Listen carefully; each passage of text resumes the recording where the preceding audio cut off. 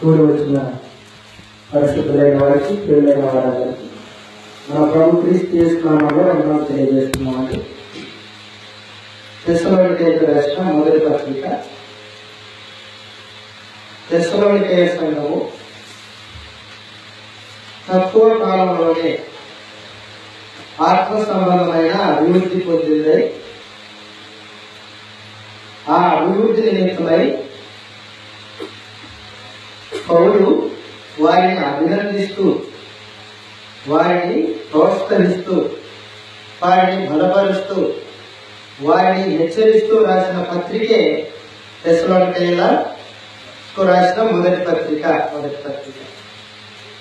ఈ పత్రికలో తెస్సలోనికయ సంఘము యొక్క అభివృద్ధి 3 అధ్యాయాల్లో వివరించబడింది. 1వ అధ్యాయంలోను, 2వ అధ్యాయంలోను, 3వ అధ్యాయంలోను తెస్సలోనికయ యొక్క అభివృద్ధిని చూచి పౌలు గారు అభినందిస్తూ ఉన్నాడు, వారిని మెచ్చుకుంటూ ఉన్నాడు. 3 అధ్యాయాలు తెస్సలోనికయల్ని మెచ్చుకుంటూ రాసిన అధ్యాయాలు. చివరి 2 అధ్యాయాలు, 4, 5 అధ్యాయాలు వారిని మరింతగా ప్రోత్సహిస్తూ, వారిలో ఉన్న ఒక చిన్న అనుమానం, యేసు ప్రభు యొక్క 2వ రాకడ, యేసు ప్రభు యొక్క రాకడ దినం గురించి వారిని హెచ్చరిస్తూ రాసిన అధ్యాయాలు. కాబట్టి దీన్ని జాగ్రత్తగా మనం నేర్చుకుందాం. తెస్సలోనికయులు సువార్త సందేశము అది దేవునిది అని అంగీకరించారు. దానివల్ల వారిలో కలిగిన అభివృద్ధి, వారు సువార్త ప్రకటించడానికి ప్రయాసపడ్డారు. మొదటిది, వారు చుట్టుపక్కల ఉన్న ప్రాంతాలకి సువార్తను మారుమ్రోగించారు. 2వది, 3వది, వారు ఒకరినొకరు ప్రేమించుకునే విషయంలో దేవుని చేత నేర్పబడిన వారై ఉన్నారు. ఒకరినొకరు ప్రేమించుకునే విషయంలో తెస్సలోనికయులకు రాసిన మొదటి పత్రిక 4వ అధ్యాయంలో, తెస్సలోనికయులకు రాసిన మొదటి పత్రిక 4వ అధ్యాయం 9వ వచనంలో ఇలా రాయబడింది: సహోదర ప్రేమను గురించి మీకు వ్రాయనక్కర్లేదు. సహోదర ప్రేమ గురించి మీకు వ్రాయనక్కర్లేదు. ఎందుకు చెప్తూ ఉన్నాడు? మీరు ఒకరినొకడు ప్రేమించుటకు దేవుని చేతనే నేర్పబడితిరి. ఒక సహోదరుడు సాటి సహోదరుడిని ప్రేమించే విషయంలో దేవుని చేత నేర్పబడ్డారంట. వారు ప్రేమించుకోవడంలో అభివృద్ధి పొందుతూ ఉన్నారు. సహోదరుడు సాటి సహోదరుడిని ప్రేమించే విషయం ఆత్మ సంబంధమైన స్థితి. అది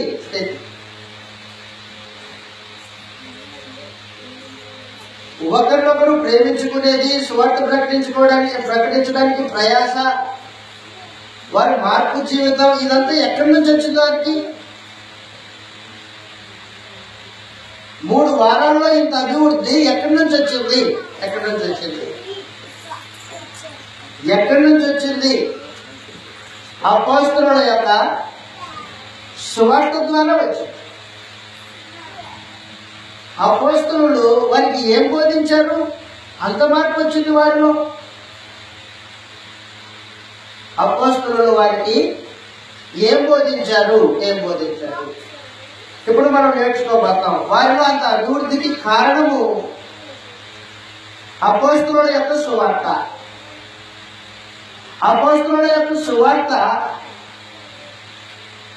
వారు ఏమి విని ఎంత మార్పు తీసుకొని వచ్చింది వారిలో అనేది మనం ఆలోచన చేయాలి. ఏం విన్నారు వాళ్ళు? అపోస్తలులు ఏం చెప్పారు, వారేం విన్నారు? మొట్టమొదటిది వారు విగ్రహములను గూర్చి అవి జీవన లేనివని, దేవుడు సజీవుడని వారు మొదటిగా విన్నారు వాళ్ళు. అపోస్తలులు తెస్సలోనిక పట్టణంలో బోధించిన బోధ ఏమిటి అనేది మనం ఇప్పుడు ఆలోచన చేయబోతూ ఉన్నాం. ఎందుకంటే వారిలో ఇంత అభివృద్ధి ఎలా వచ్చింది? వారు ఏం విన్నారంటే మొట్టమొదటిది, వారు విగ్రహములను విడిచిపెట్టి సజీవుడైన దేవుణ్ణి వెంబడించడానికి వారు ఇష్టపడ్డారు. విగ్రహాలు దేవతలు కాదు అని విన్నారు. వారు తెస్సలోనికైలకు రాసిన మొదటి పత్రిక 1వ అధ్యాయము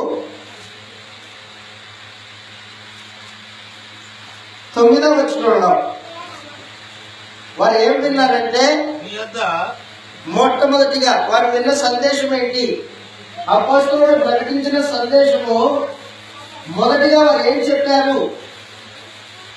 మీ యొద్ద మాకెట్టి ప్రవేశం కలిగిన అక్కడి జనులు మమ్మల్ని గూర్చి తెలియజెప్పుచున్నారు. మరియు మీరు బాపుతో పెట్టుకోండి, మరియు మీరు విగ్రహములను విడిచిపెట్టి. అది అపోస్తలులు సువార్త సందేశాన్ని వినిపించేటప్పుడు విగ్రహాల గురించి మాట్లాడతారు. విగ్రహములు దేవతలు కాదు, మనుషులు ఏర్పాటు చేసుకున్నవి. వాటిలో శక్తి లేదు. వాటిని వెంబడించడం వలన నిత్య జీవం ఏమి రాదు, నిష్ప్రయోజనం అది అని అపోస్తలులు తెస్సలోనిక పట్టణంలో విగ్రహములను గురించి బోధించారు. అపోస్తల కార్యాలు 17వ అధ్యాయము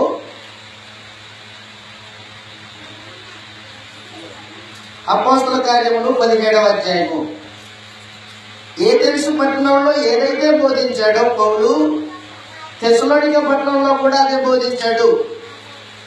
17వ అధ్యాయము 24వ వచనంలో, అపోస్తల కార్యములు 17వ అధ్యాయము 24వ వచనంలో, జగత్తును అందరి సమస్తమును నిర్మించిన దేవుడు తానే ఆకాశమునకు భూమికి ప్రభువై ఉన్నందున హస్తకృతములైన ఆలయాల్లో దేవుడు నివసించడు. అందరికి జీవమును ఊపిరిని దయచేవాడు గనుక తనకు ఏదైనా కొలువై ఉన్నట్టు మనుషుల చేతులతో సేవింపబడివాడు కాడు.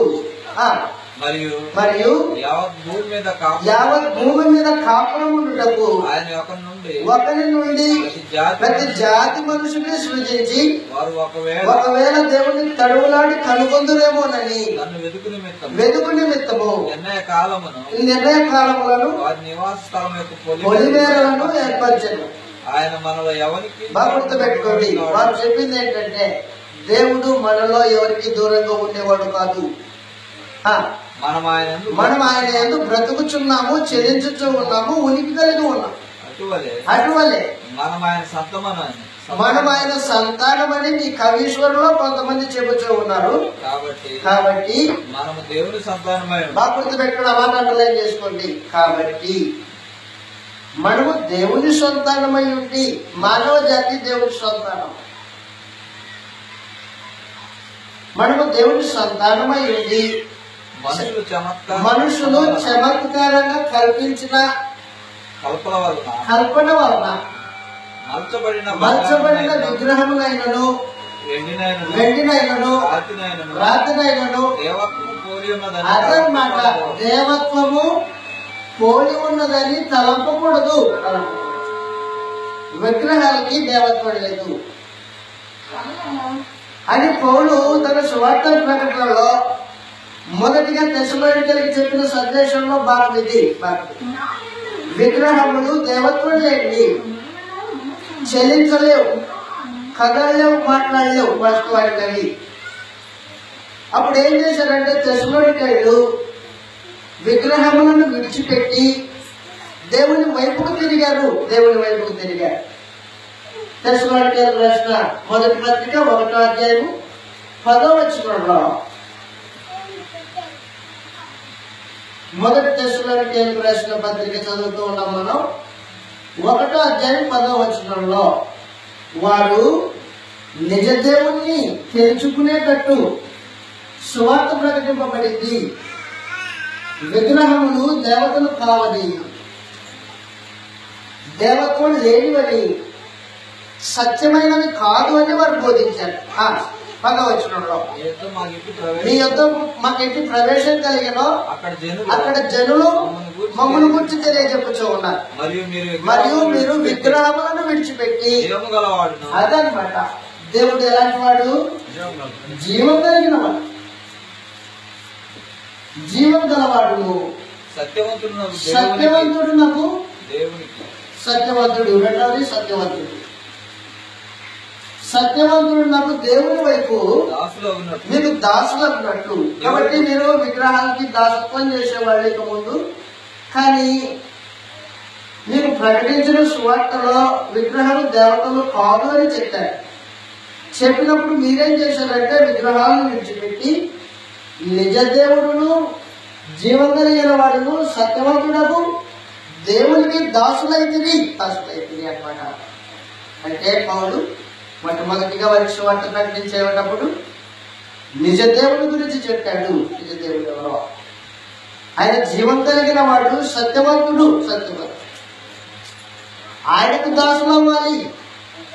విగ్రహములు మనుషుల చమత్కార కల్పన చేత రూపింపబడినవి అని చెబితే వారు దాన్ని అంగీకరించారట. మొట్టమొదటి సమాచారం అది. రెండవది, అపోస్తలులు సువార్త ప్రకటించేటప్పుడు దేని గురించి చెప్పారంటే అపోస్తల కార్యాలు 17వ అధ్యాయం 30-31 వచనాల్లో, అపోస్తల కార్యాలు 17వ అధ్యాయము 30-31 వచనాల్లో ఇలా రాయబడింది. ఆ జ్ఞానకాలములను దేవుడు చూచి చూడనట్టు ఉండేను. ఇప్పుడైతే అందరూ అంతటా మారు మనుషులు పొందాలి. మారు మనుషుల గురించి బోధించారు. అంతటా అందరూ మారు మనుషులు పొందవాలని దేవుడు ఆజ్ఞాపిస్తూ ఉన్నాడు. ఎందుకనగా తాను నియమించిన ఒక మనుషుని ద్వారా, గుర్తుపెట్టుకోండి, దేవుడు ఒక మనిషిని నియమించాడని చెప్పారు వాళ్ళకి. ఆ మనుషుడు ఎవరో కాదు, యేసుక్రీస్తు అని చెప్పారు. మనుషుని చేత నీతిని అనుసరించి భూలోకమునకు తీర్పు తీర్చబోయే ఒక దినమును నిర్ణయించి ఉన్నాడు. మృతుల్లో నుండి ఆయనను లేపినందున దీన్ని నమ్ముటకు అందరికీ ఆధారం కలగజేసినట్టు దేవుడు ఒక మనుషుని నియమించాడు. ఆ మనుషుడు యేసు ప్రభు. యేసు ప్రభు నరరూపం దాల్చి శరీరధారి భూమి మీద 33 సంవత్సరాలు బ్రతికి మానవుల పాప పరిహారం కొరకు తానే శిలువైపడ్డాడు. దేవుడు యేసు ప్రభుని మనుషులందరి కోసము ఆయనను నలగొట్టాడు శిలువలో. ఆయన యందు ఎవరైతే విశ్వాసం ఉంచుతారో వారు నీతిమంతులు అవుతారు. ఎవరైతే ఆయన యందు విశ్వాసం ఉంచలేదో వారు శిక్షింపబడతారు. దేవుడు తీర్పు దినాన్ని ఏర్పాటు చేసి పెట్టాడు. దేవుడు తీర్పు దినంలో యేసు ప్రభువునందు విశ్వాసం ఉంచిన వారిని ఒకవైపు, విశ్వాసం ఉంచని వారిని ఒకవైపు, మరొక వైపు నిలబెట్టి తీర్పు తీర్చబోతాడు అని తేటగా చెప్పాడు పౌలు వారికి. చెబితే తెస్సలోనికే సంఘం వాళ్ళు మారు మనిషి పొంది క్రీస్తు యేసునందు విశ్వాసం ఉంచారు. అంటే రెండవది, వారు ప్రకటించిన సువార్తలో యేసు ప్రభువుని గురించి ప్రకటించారు. యేసు ప్రభువునందు విశ్వాసం ఉంచితే నీతి కలుగుతుందని ప్రకటించారు. వారు తీర్పు పాలు కాకుండా ఉండాలంటే యేసు ప్రభువునందు విశ్వాసం ఉంచాలని ప్రకటించారు. చదువుదాం ఒకసారి. తెస్సలోనికీయులకు రాసిన మొదటి పత్రిక ఒకటో అధ్యాయము 10వ వచనంలో రెండవ మాట దేవుడు మృతుల్లో నుండి అదే ఆ మాట బాగా అర్థం చేసుకోవాలి మనం. వారికి ప్రకటింపబడిన సువార్త దేవుడు మృతులలో నుండి లేపిన యేసు దేవుడు ఎవరిని లేపాడు? దేవుడు యేసుక్రీస్తుని మృతులలో నుండి లేపాడు. మృతులలో నుండి యేసును లేపను.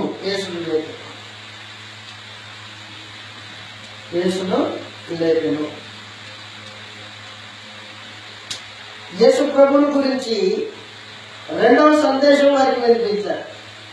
దేవుడు యేసు ప్రభువుని మృతులలో నుండి లేపాడు. లేపి అనగా రాబో ఉగ్రత నుండి బాబుతో పెట్టుకోండి. రాబోయే ఉగ్రత గురించి బోధించారు వారు. రాబోయే ఉగ్రత, ఎవరైతే కృష్ణ ప్రభునందు విశ్వాసం ఉంచలేదో వారు తీర్పు పాలవుతారు, తీర్పులో నిలబడతారు. రాబోయే ఉగ్రత తీర్పు అన్నమాట. ఒకటి తీర్పులో నిలబడకూడదంటే, రాబోయే ఉగ్రత పొందకూడదంటే క్రీస్తు యేసునందు విశ్వాసం ఉంచాలా. మృతులలో నుండి దేవుడు లేపిన యేసు ప్రభునందు విశ్వాసం ఉంచాలని బోధించారు వారు. రోమీయులకు రాసిన పత్రిక 2వ అధ్యాయము రాబోయే ఉగ్రత. రోమీయులకు రాసిన పత్రిక 2వ అధ్యాయం, రోమపత్రిక 2వ అధ్యాయము 4వ వచనంలో లేదా దేవుని అనుగ్రహము మారు మనసు పొందుటకు ఎరుగక ఆయన అనుగ్రహ ఐశ్వర్యమును సహనమును దీర్ఘశాంతమును తృణీకరించుదువా. ఆ మాట అండర్లైన్ చేసుకోండి. 5వ వచనంలో నీ కాఠిన్యమును మార్పు పొందని హృదయం అనుసరించి ఉగ్రత దినమందు అనగా అదనమాట. ఉగ్రత దినం అంటే ఏంటది? దేవుని న్యాయమైన తీర్పు. బయలుపరచబడి దినమందు ఉగ్రత దినం అంటే న్యాయమైన తీర్పు. తెస్సలోనికీయులారా, దేవుని న్యాయమైన తీర్పు. ఉగ్రత దినం ఉంది. దాని నుండి తప్పించేది ఒకే ఒక్కడు యేసు ప్రభు. రాబో ఉగ్రత నుండి తప్పించేవాడు యేసు ప్రభు అని మీరు విశ్వాసం ఉంచారు. అంటే పౌలు వారికి సువార్త ప్రకటించేటప్పుడు నిజదేవుని గురించి తెలియజేశాడు. నిజదేవుని ఉగ్రత నుండి మనుషులు తప్పింపబడాలంటే ఆయన పంపించిన యేసు ప్రభువునందు విశ్వాసం ఉంచాలని తెలియజేశాడు. యేసు ప్రభువుని దేవుడు మృతులలో నుండి లేపాడని వారికి తెలియజేశాడు. అంత మాత్రమే కాదు, యేసు ప్రభువు పరలోకానికి వెళ్ళాడు. పరలోకం నుండి మరలా వస్తాడు అని 3వ సమాచారం తెలియజేశాడు వారికి. యేసు ప్రభు పరలోకానికి వెళ్ళాడు, రాజ్యం వెళ్తున్నాడు. యేసు ప్రభు రాజై ఉన్నాడు. యేసు ప్రభు యొక్క రాజ్యం గురించి తెస్సలోనికీయులకి పౌలు ప్రకటించాడు. రాజ్యం గురించి చదువు ఒకసారి. రాజ్యముల గురించి ప్రకటించాడు. తెస్సలోనికీయులకు రాసిన మొదటి పత్రికలో 3వ అధ్యాయం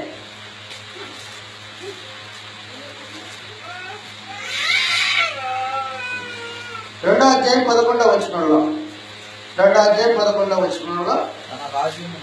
తన రాజ్యమునకును మహిమకును దేవుడు మిమ్మల్ని పిలిచాడు అన్నాడు. అంటే యేసు ప్రభువుని రాజుగా చేసి దేవుడు రాజ్యాన్ని స్థాపించాడు. ఆ రాజ్యంలో మీరు ఉండాలా. 3వ అధ్యాయము తెస్సలోనికీయులకు రాసిన మొదటి పత్రిక 3వ అధ్యాయంలో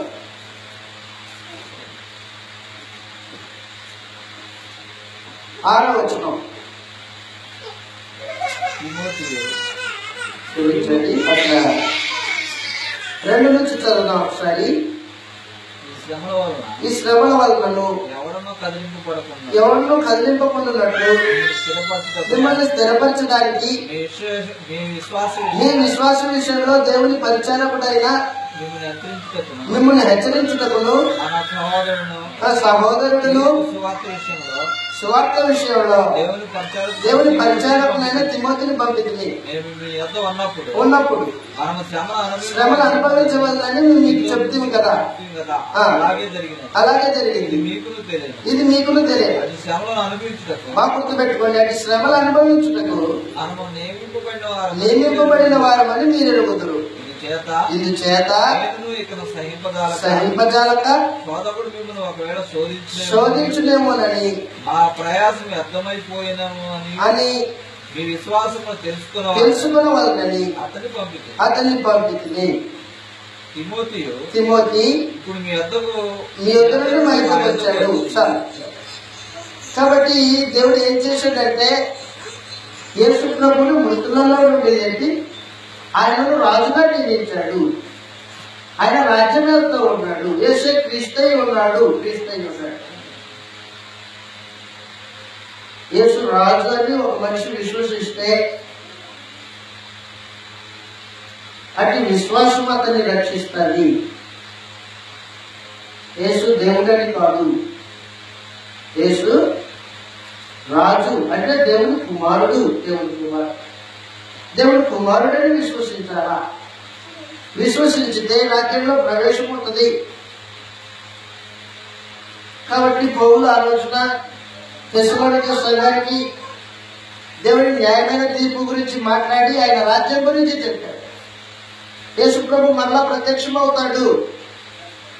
ఆయన ప్రత్యక్షత కొరకు ఎదురు చూస్తూ ఉన్నారనమాట తెస్సలోనికైలకు రాసిన మొదటి పత్రిక 1:10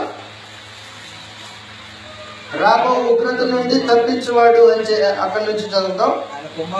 ఆయన కుమారుడైన యేసు అదిగో పరలోకము నుండి వచ్చునని ఎదురు చూచుటకును మీరు ఎలాగ దేవుని వైపుకు తిరిగినో ఆ సంగతి వారి గుర్తుపెట్టుకోండి. యేసు ప్రభు మరలా రెండవసారి ప్రత్యక్షమవుతాడు, పరలోకం నుండి వస్తాడు అని మీరు ఎదురు చూచుతూ ఉన్నారు అంటే పౌలు వారికి యేసు ప్రభు మరలా వస్తాడని సువార్తలో వినిపింపజేశాడు అనమాట. యేసు ప్రభు మరలా వస్తాడు. ఆయన వచ్చినప్పుడు చనిపోయిన వారు తిరిగి లేపబడతారు, మృతులైన వారందరూ తిరిగి లేస్తారు. ఆ తిరిగి లేచినప్పుడు మీరు బ్రతికింపబడి క్రీస్తుతో పాటు పరలోకానికి వెళ్తారు అనేది అపోస్తలుల యొక్క సందేశం. సందేశం చనిపోయిన తర్వాత మరొక బ్రతుకుంది. క్రీస్తు ఎలాగైతే దేవుని చేత తిరిగి లేపబడ్డాడో అలాగా మీరు లేపబడతారు అని పౌలు సువార్త ప్రకటించారు. వారికి మృతులలో నుండి లేపబడతారని వారు విశ్వాసం ఉంచారు. పౌలు ఆ రీతిగా ప్రకటించాడు. చదువు ఒకసారి తెస్సలోనికైలకు రాసిన మొదటి పత్రికలో 4వ అధ్యాయం 3వ అధ్యాయము 12వ వచనంలో మరియు మన ప్రభు అయిన యేసు, ఆ మాట గుర్తుపెట్టుకోండి, మరియు మన ప్రభు అయిన యేసు తన పరిశుద్ధులందరితో కూడా వచ్చినప్పుడు తన పరిశుద్ధులందరితో పాటు వస్తాడు. రెండవసారి ప్రత్యక్షమైనప్పుడు ఆయన వచ్చినప్పుడు మన తండ్రి అయిన దేవుని ఎదుట దేవుని హృదయాలు పరిశుద్ధత విషయమై అనిందమైనవిగా ఆయన స్థిరపరచుటకై మేము మీ ఎడల ఎలాగో ప్రేమలో అభివృద్ధి పొంది వర్తిల్లించు ఉన్నామో అలాగనే మీరును ఒకరి ఎడల ఒకరు మనుషులందరి ఎడల ప్రేమలో అభివృద్ధి పొంది వర్తిల్లినట్టు ప్రభు దయచేయును గాక. కాబట్టి పౌలు ఏం చెప్పాడంటే వారికి సువార్త చెప్పడంలోనే ఈ భూమి మీద ఈ జీవితం శాశ్వతం కాదు. దీనిలో ఏం సంపాదించుకున్నా నీకేం చెందదది. ఈ జీవితము మరణంతో ముగించిపోతుంది. మరణించిన నీవు క్రీస్తునందు విశ్వాసం ఉంచి మరణించితే యేసు ప్రభువు నందు విశ్వాసం ఉంచావు కాబట్టి మరలా తిరిగి లేస్తావు. ప్రభువు తన పరిశుద్ధులందరితో పాటు రెండవసారి ప్రత్యక్షమవుతాడు. కాబట్టి పౌలు సువార్త ప్రకటించేటప్పుడే ఈ జీవితం శాశ్వతం కాదని, మృతుల పునరుత్థానం ఉందని, మృతుల పునరుత్థానంలో పరలోకానికి వెళ్తామని, దేవుడితో పాటు ఉంటామని సువార్త ప్రకటించాడు. దాన్ని విశ్వసించాలి తెస్సలోనికే సంఘం వాడు. అంత మాత్రమే కాదు, ఆయన వచ్చేంత వరకు మీరు నిరీక్షణ కలిగి ఆయన కొరకు ఎదురు చూడాలా. ఈ ఎదురు చూసే ఈ జీవిత కాలంలో ఆయన నిమిత్తము శ్రమ పడాలా. ఆయన రాజ్యంలో ప్రవేశించాలంటే శ్రమ పడాల్సిందే. శ్రమ నీ కుటుంబంలో నుంచి శ్రమ, 2 నీ చుట్టూ ఉన్న నీ పొరుగు వారితో శ్రమ, ఈ లోకంతో శ్రమ, నీ శరీర అవయవాలతో శ్రమ. ఈ శ్రమ అనుభవించాల్సిందే అని బోధించారట వారికి. అపోస్తల కార్యాలు 14వ అధ్యాయం 22వ వచనంలో యేసు ప్రభువును నమ్ముకుంటే కష్టాలు ఉండవు అని చెప్పలేదు వాళ్ళు. కష్టాలు ఉంటాయి, ఈ భూమి శాశ్వతం కాదు, దీన్ని వదిలిపెట్టి వెళ్ళిపోవాల్సిందే మనము, శ్రమలు ఉంటాయి అని అపోస్తలుల యొక్క సువార్తలో సందేశం. అది సందేశం 14వ అధ్యాయం 22వ వచనంలో శిష్యుల మనసులను దృఢపరిచి, బాగా పెట్టుకోండి, శిష్యుల మనసులను దృఢపరిచి విశ్వాసమందు నిలకడగా నిలిచి అనేక శ్రమలను అనుభవించి మనము దేవుని రాజ్యంలో ప్రవేశించవాలని వారిని హెచ్చరించాడు. ఎక్కడ సువార్త ప్రకటించిన పౌలు శ్రమలు ఉంటాయి, క్రీస్తు యేసు కొరకు శ్రమ అనుభవించాలి, శ్రమలు అనుభవించడానికే దేవుడు మనల్ని నియమించాడు అని సువార్త ప్రకటనలోనే శ్రమలు ఉంటాయని చెప్పేవాడు. ఈ రోజున మనుషులు యేసుప్రభువుని నమ్ముకో, నీ ఇల్లు బాగుపడుతుంది, నీకు ఉద్యోగం వస్తుంది అని ఆశలు చూపించి మనుషుల్ని మోసగిస్తున్నారు. అపోస్తలుల యొక్క సువార్త అది కాదు. యేసుప్రభువుని నమ్ముకుంటే శ్రమలు వస్తాయి, ఆ శ్రమల్లో నిల్చున్న వారికే పరలోకం. తేటగా చెప్పేవాళ్ళు, వాళ్ళు మొదట్లోనే చెప్పేవాళ్ళు, కొన్ని రోజులు వచ్చిన తర్వాత చెప్పేవాళ్ళు కాదు. కొన్ని రోజులు రాని అయ్యా తర్వాత చెప్తాం శ్రమలు వస్తాయని, అలా చెప్పేటోళ్ళు కాదు వాళ్ళు. ప్రారంభంలోనే యేసుప్రభువుని నమ్మదలుచుకున్నావా, అయితే శ్రమలు ఉంటాయి, గుర్తుపెట్టుకో. ఆ శ్రమలు, ఇబ్బందులు నువ్వు ఎదుర్కోవాలి. అలా ఎదుర్కొంటేనే నీకు నిత్య జీవము, లేకపోతే లేదు అని ముందుగానే తేటగా చెప్పేవాళ్ళు. తెస్సలోనికైలకు రాసిన మొదటి పత్రిక 3వ అధ్యాయం 4వ వచనంలో చివర, ఇది నీకును తెలియదు, అట్టి శ్రమలు అనుభవించుటకు మనము నియమింపబడిన వారమని మీరెరుగుదురు. శ్రమలు వస్తాయని చెప్పేసాడంట, మీరు ఎరుగుదురు, నేను మీకు చెప్పాను ముందుగానే. కాబట్టి దయతో గుర్తించండి, తెస్సలోనికైయులు ఆత్మ సంబంధంగా 3 వారాల్లో ఎదగడానికి గల కారణం ఏంటంటే సత్యం ఉన్నట్టుగా ప్రకటించాడు అపోస్తలుడైన పౌలు. మొమ్మటం లేకుండా చెప్పాడు. విగ్రహాలు దేవతలు కాదు, నిజదేవుడు, సత్యవంతుడు, సజీవుడైన ఆయన ఒక ఆయన ఉన్నాడు. ఆయన తన కుమారుడైన యేసును మన పాపముల నిమిత్తమై భూమిని పంపించాడు. మన పాపముల నిమిత్తమై యేసు ప్రభు కల్వరి శిలువలో చనిపోయాడు. ఆయన చనిపోయిన కారణాన ఎవరైతే ఆయన రక్తాన్ని ఆశ్రయిస్తారో వారికి పాపక్షమాపణ కలుగుతుంది, వారి పాపాలు క్షమింపబడతాయి. వారు యేసు ప్రభు యొక్క పునరుత్థానాన్ని నందు విశ్వాసం ఉంచాలా. యేసు ప్రభుని దేవుడు 3వ దినమున లేపాడు.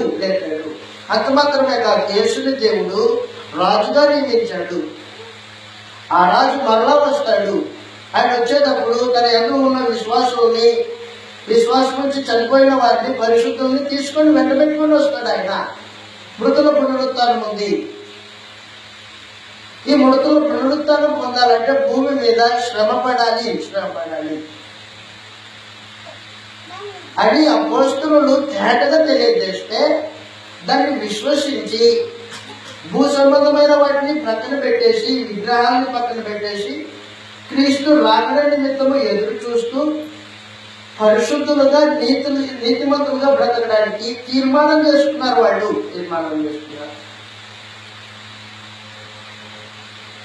వారి అభివృద్ధికి కారణం అది. వారికి వినిపింపబడిన ఉపదేశము కపటం లేని ఉపదేశం అన్నమాట. వారికి వినిపింపబడిన సందేశము మోసం లేని సందేశం. కానీ ఈ రోజున మనుషులు మోసగించడానికి కపట వేషంతో మన దగ్గరికి వస్తారు. యశ్ప్రభు నమ్మకాయ ఇల్లు ఉప్పు ఉంటుంది అంటే రైతు గుర్తించారు. మన ప్రభు ఏం చెప్పాడంటే, ఆయన యందు విశ్వాసం ఉంచేవాడు తల్లిదండ్రులైనను, అక్క చెల్లెలైనను, అన్నదమ్ములైనను, భార్య పిల్లలైనను తన ప్రాణములు సహా ద్వేషింపకుంటే నాకు పాత్రుడు కాడు అన్నాడు. లూకాసువార్త 14:26 క్షమించండి, చూద్దాం. లూకాసువార్త 14:25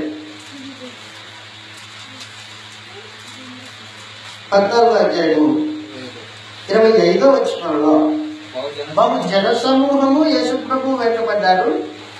యేసు ప్రభు వారి తట్టు తిరిగి చూచి, ఎవడైనా నన్ను వెంబడింపబోరితే నా యొద్దకు వచ్చి, అదనమాట తన తండ్రిని భార్యను పిల్లలను అన్నదమ్ములను అక్క చెల్లెలను బాగుంటు పెట్టుకోండి. ప్రాణం కంటే ఎక్కువగా నన్ను ప్రేమించాలా. యేసు ప్రభు దగ్గరికి ఎవరైనా రాదలుచుకుంటే తన ప్రాణం కంటే ఎక్కువగా యేసు ప్రభువును ప్రేమించాలట. ప్రాణమును ద్వేషింపకుంటే నాకు పాత్రుడు కాదు. తన ప్రాణం సహా ద్వేషింపకుంటే వాడు నా శిష్యుడు కాలేడు. మరి ఎవడైనా చాలు. కాబట్టి యేసు ప్రభు శిష్యుడు కాదలుచుకుంటే ముందుగానే నీ తల్లిదండ్రులు, నీ భార్య పిల్లలు, నీ అన్నదమ్ములు, అక్క చెల్లెలు వాళ్ళందరికంటే నన్ను ఎక్కువగా ప్రేమించదలిచి దగ్గరికి రా. శ్రమ పడడానికి ఇష్టపడిరా. కాబట్టి దయతో గుర్తించండి, అపోస్తలులు యేసు ప్రభువును గురించి సందేశము తేటగా వినిపించారు. ఆయన రాజ్యంలోకి వచ్చిన తర్వాత శ్రమలు ఉంటాయి. ఆయన రాజ్యంలో ప్రవేశించిన అంటే బాప్తిస్మం పొందిన తర్వాత శ్రమలు అనుభవించాలి, గుర్తుపెట్టుకోండి. రెండవది, బాప్తిస్మం పొందిన తర్వాత నీవు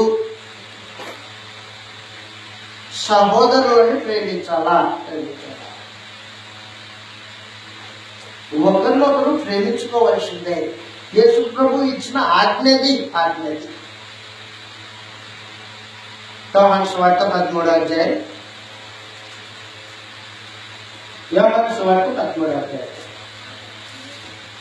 34-35 వచనాల్లో మీరు ఒకరినొకరు బాగా అండర్లైన్ చేసుకోండి. క్రీస్తు యొక్క సందేశం అపోస్తలులు ఆ రోజున వినిపించిన సందేశం అది. మీరు ఒకరినొకడు ప్రేమింపవలెను. మీకు క్రొత్త ఆజ్ఞ ఇచ్చుచున్నా, నేను మిమ్మల్ని ప్రేమించినట్టే మీరును ఒకరినొకడు ప్రేమింపవలెను. యేసు ప్రభు తన శిష్యులైన వారికి క్రొత్తగా ఇచ్చిన ఆజ్ఞది. ఏంటది? మీరు ఒకరినొకరు ప్రేమించుకోవాలా. ఎలా ప్రేమించుకోవాలా? నేను మిమ్మల్ని ఎలా ప్రేమించానో మీరు అలాగే ఒకరినొకరు ప్రేమించుకోవాలి. యేసు ప్రభు తన శిష్యుల యొక్క పాదాలు కడిగాడు. యేసు ప్రభు తన శిష్యుల నిమిత్తము తను తాను పరిచారకునిగా పనిచేసిన వాడు. నేను నన్ను బోధకుడు రబ్బీ అని పిలుస్తున్నాను కదా, నేను బోధకుడిని రబ్బీనే. అయినప్పటికీ నీ పాదాలు కడిగినట్టుగా మీరు ఒకరినొకరు పాదాలు కడుక్కోవాల్సిందే. ఆ దినము నుండి తెస్సలోనికే వాళ్ళు ఒకరినొకరు ప్రేమించుకోవడంలో ఆత్మ సంబంధంగా వృద్ధి చెందారు.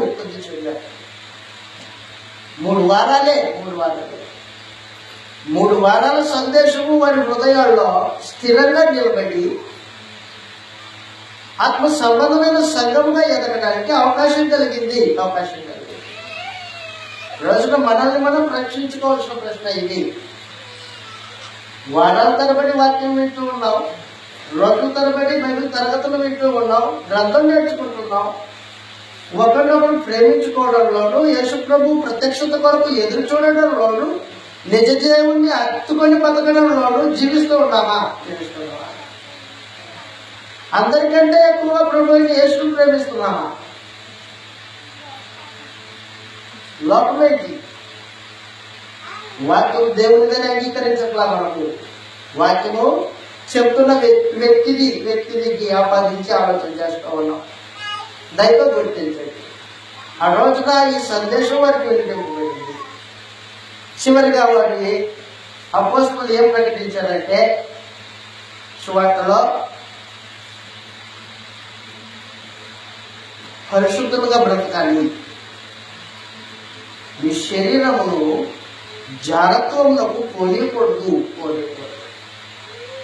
పరిశుద్ధులుగానే నిలిచి ఉండాలి. దేవుడు పరిశుద్ధుడు. క్రీస్తు యేసునందు మిమ్మల్ని పరిశుద్ధులుగా చేశాడు. కాబట్టి మీరేం చేయాలా? పరిశుద్ధులుగానే బ్రతకాలా అని అపోస్తలులు తెస్సలోనికైకి మొదటి సువార్త ప్రకటనలోనే బోధించారు. అది చదువు ఒకసారి. తెస్సలోనికైకి రాసిన మొదటి పత్రిక 4వ అధ్యాయం. పరిశుద్ధులై ఉండవాలని బోధించారు. 4వ అధ్యాయము 4వ వచనంలో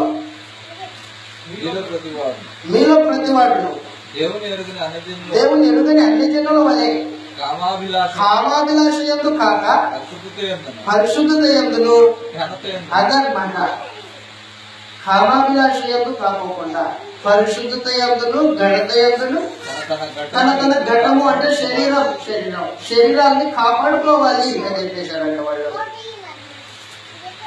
ఆ దినాల్లో జాగ్రత్త ఎక్కువ. ఈ పత్రిక రాసే సమయంలో తెస్సలోనిక పట్టణము, కొరింథీ పట్టణము, ఫిలిప్పీ పట్టణము, ఈ పట్టణాలన్నింటిలో దేవదాసులు ఉండేవాళ్ళు. ఊళ్ళలో విగ్రహ సంబంధమైన దేవాలయంలో దేవదాసులు ఉండేవాళ్ళు. దేవదాసులతో లైంగిక సంబంధం కలిగి ఉంటే అది భక్తిగా భావింపబడేది ఆ దినాల్లో. ఆ రోజున పౌలు ఏం చేసిందంటే, తెస్సలోనిక పట్టణానికి వెళ్ళి జాగ్రత్తం చేయకూడదు.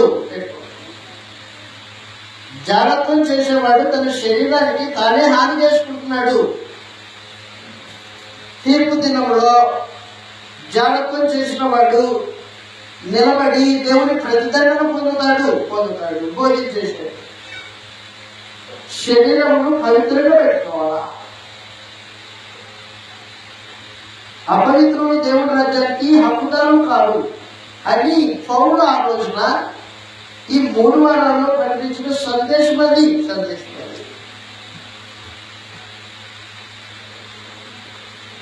వాటినన్నిటికీ అంగీకరించి పొందుతామండి. సందేశం అర్థమైంది. మరి సందేశం అర్థమైంది. వారి హృదయాల్లో మార్పు జరిగి విగ్రహాలను విడిచిపెట్టి దేవుని వైపు తిరిగారు. యేసు ప్రభువునందు విశ్వాసం ఉంచి ఆయన రెండవసారి ప్రత్యక్షత కొరకు ఎదురు చూస్తూ ఉన్నారు. పరిశుద్ధమైన జీవితాలు జీవిస్తూ ఉన్నారు. ఒకరినొకరు ప్రేమించుకుంటూ ఉన్నారు.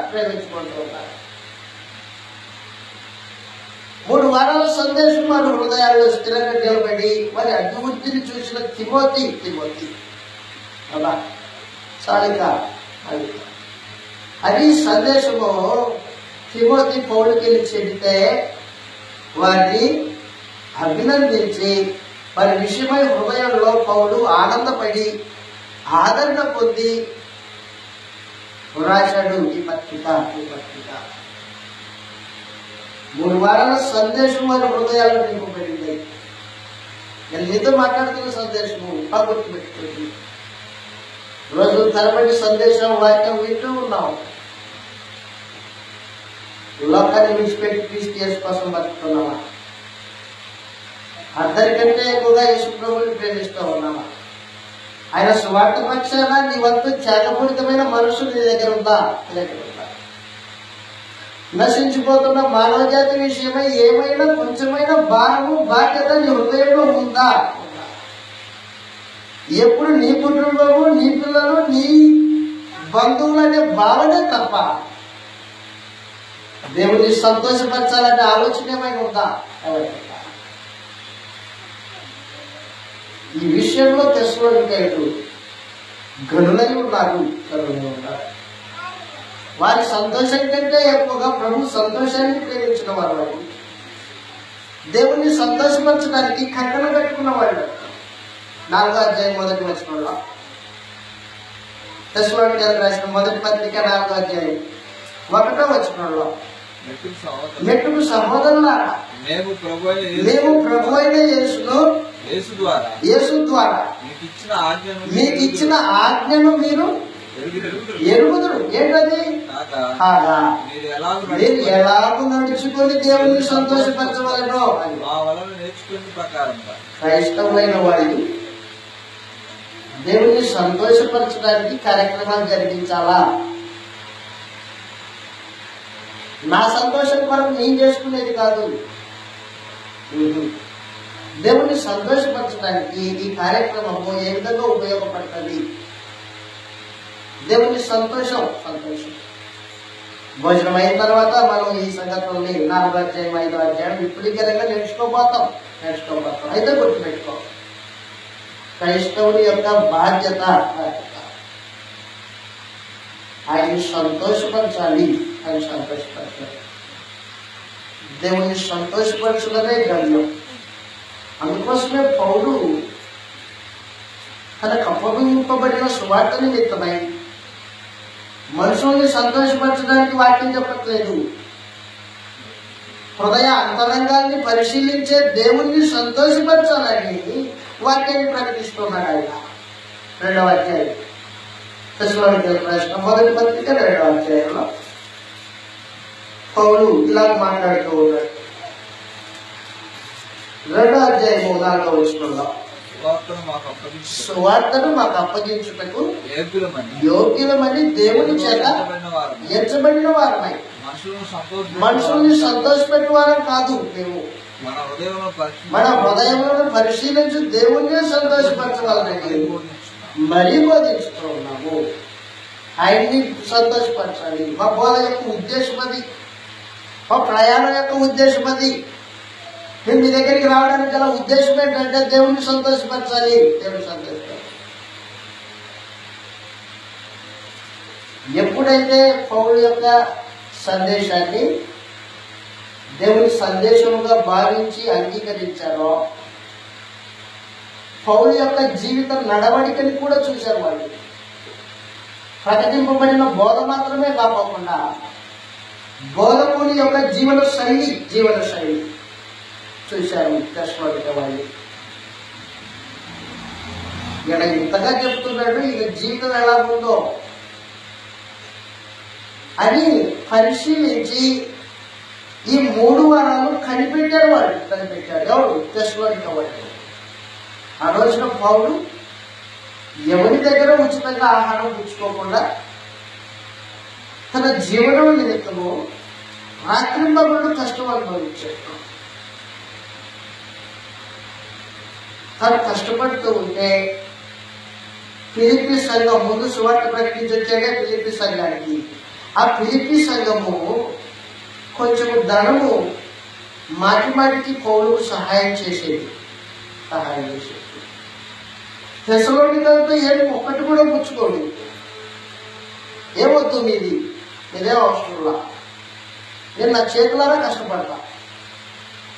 రెండవది ఫిలిప్పీ సంఘము మాటి మాటికి పౌలుకు సహాయం చేసింది. తెస్సలోనికలో సువార్త చెప్తూ ఉంటే ఫిలిప్పీలకు రాసిన పత్రిక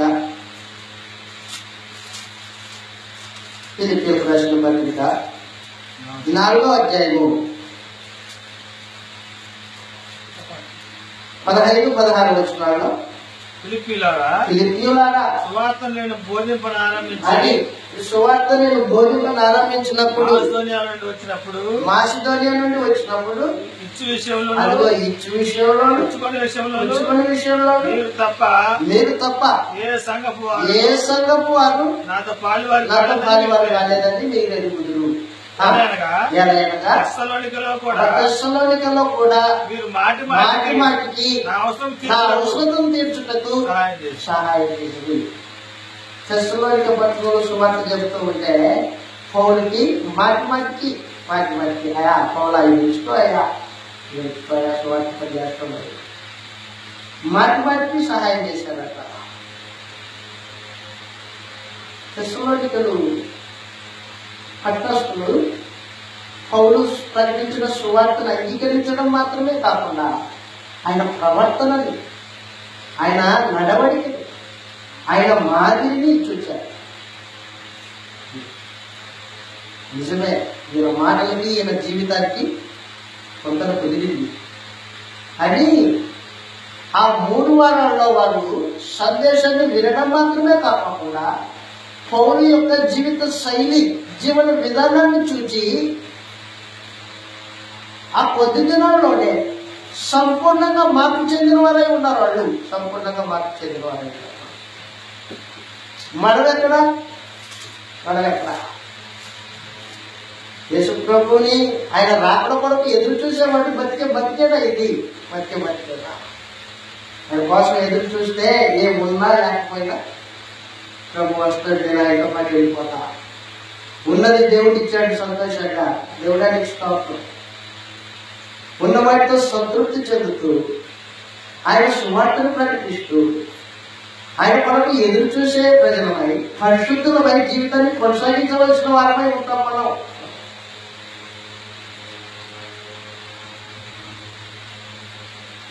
తెస్సలోనిక పత్రికలో ఏదైతే రాశాడో పౌలు గారు, అదే సందేశాన్ని ప్రతి పట్టణానికి ఉత్తరం రాసే సమయంలో ప్రతి పట్టణానికి ఇదే సందేశం, వేరే సందేశం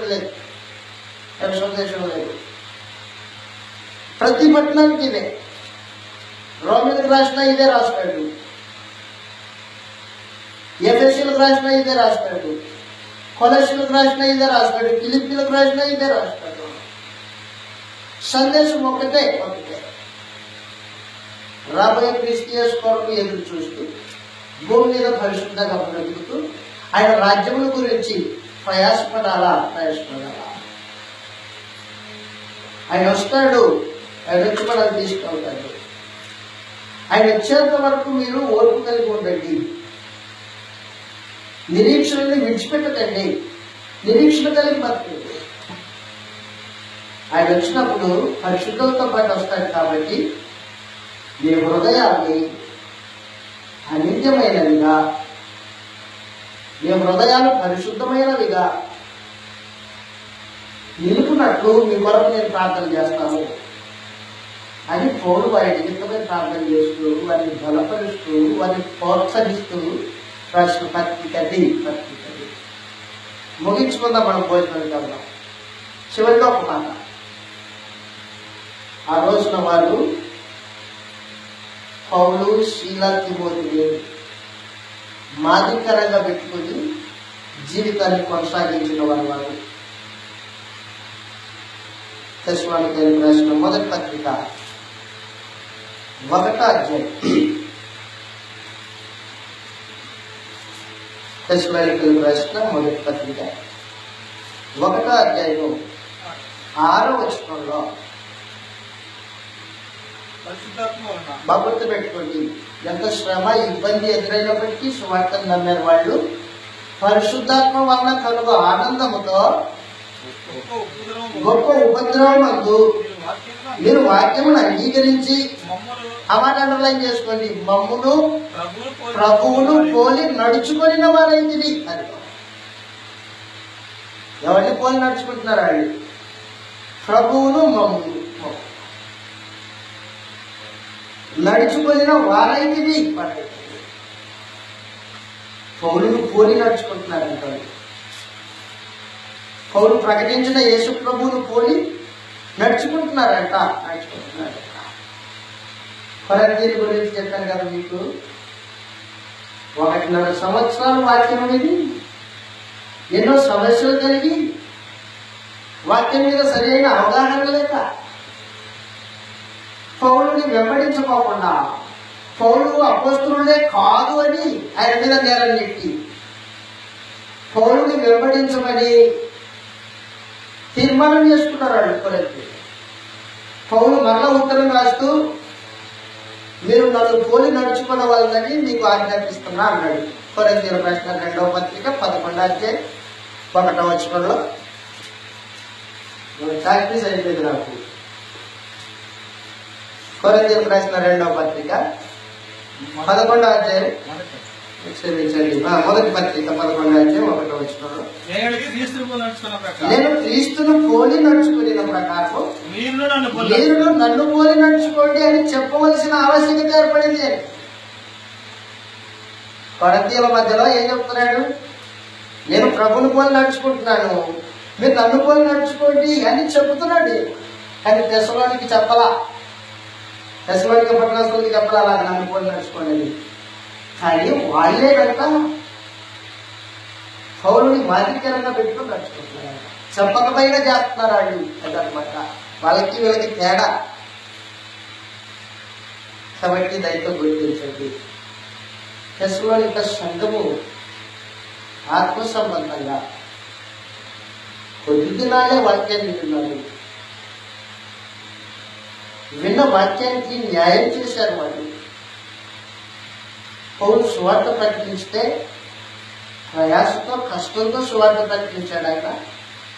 ఆ ప్రయాసను గుర్తించి, మా కోసమే కదా పౌలు యొక్క ప్రయాస, పౌలు యొక్క సువార్త సందేశము దేవుని యొక్క పిలిపే కదా అని దేవుని పిలుపుకు గౌరవించి, సువార్తను అంగీకరించి, జీవితాన్ని సంపూర్ణంగా మార్పు చెందించి, ఇతరులకు మాదిరికరంగా నడుస్తూ పౌలును ప్రభువును పోలి నడుచుకోవడానికి తీర్మానం చేసుకొని బ్రతుకుతున్నారు వాళ్ళు.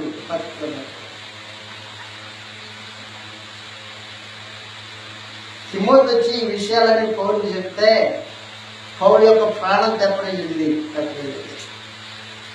కొరింథీ పట్టణంలో శ్రమ ఎదురైంది పౌలుకి. ఆ శ్రమ వీళ్ళు మంచిగా బతుకుతున్నారని చెప్పగానే శ్రమ ఎక్కడో ఆవిడైపోయింది.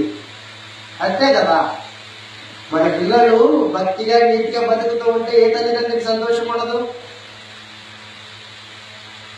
సత్యం అనుసరించి నడుచుకుంటూ ఉంటే తల్లిదండ్రులకు సంతోషమే కదా పిల్లలు నడుచుకుంటుంటే. ఆ రోజున పౌలు తెస్సలోనికీయులకు సువార్త ప్రకటించినప్పుడు దాన్ని అనుసరించి వారు బ్రతుకుతున్నారని చెవినబడింది. అయా, మనం ఏదైతే ప్రకటించామో దాన్ని అనుసరించి బతుకుతున్నారని వాళ్ళు. అవునా? సాలిగా బతికినట్టే. తెస్సలోనికీయులకు రాసిన మొదటి పత్రిక 3వ అధ్యాయంలో పౌలు తన సంతోషాన్ని వ్యక్తం చేశాడు. తెస్సలోనికీయులకు రాసిన మొదటి పత్రిక 3వ అధ్యాయం 8వ వచనంలో, ఏలయనగా ప్రభువునందు స్థిరముగా నిలిచిదరా, మేము బ్రతికినట్టే మేము బ్రతికినట్టే. మరలా వచ్చినప్పుడు సంగతులు ఆలోచన చేద్దాం. ప్రార్థన చేసుకుందాం. నీ తీసుకుడు వరకు మాట్లాడి దయగలిగిన ఉన్నాయి. మహాకరికరం జరిగిన తండ్రి ఎక్కువగా నాయన, మీ రాజ్యములకు మీ మహిమకు క్రీస్తు యేసు సహవాసాన్ని